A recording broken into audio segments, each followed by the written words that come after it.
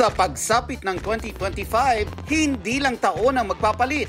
May pagkakataon din tayong iwan ng ating nakaraan at yakapin ang ating new and improved version.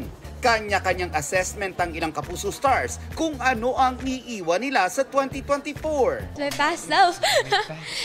Gumawa tayo ng bagong version. Time is gold pa rin sa collab team ni Ashley Sarmiento na si Marco Masa. Kaya't pagpapahalagahan niya raw ang oras niya na maging productive. Procrastinating po. Kasi minsan talaga may mga times na nakakatamad talagang kumilos, but yeah, this year plano ko talaga just to do a lot, to do more.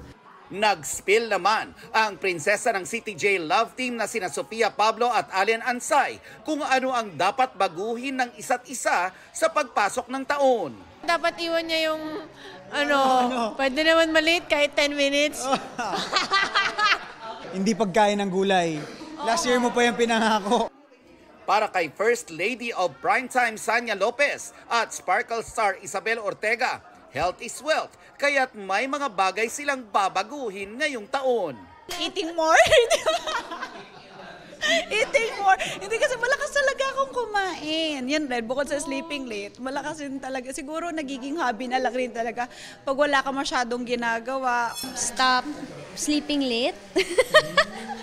Bawal na muna magpuyat ngayon. Maliit man o malaki ang pinaplano nating pagbabago sa ating sarili sa pagpasok ng taon. Mahalaga na bawat isa sa plano natin ay para mapabuti ang ating sarili at ang iba. At isama na rin ang pagharap natin sa 2025 na puno ng pag-asa, tapang at tiwala. That the best is yet to come. Nelson Canlas nagbabalita para sa GMA Integrated News.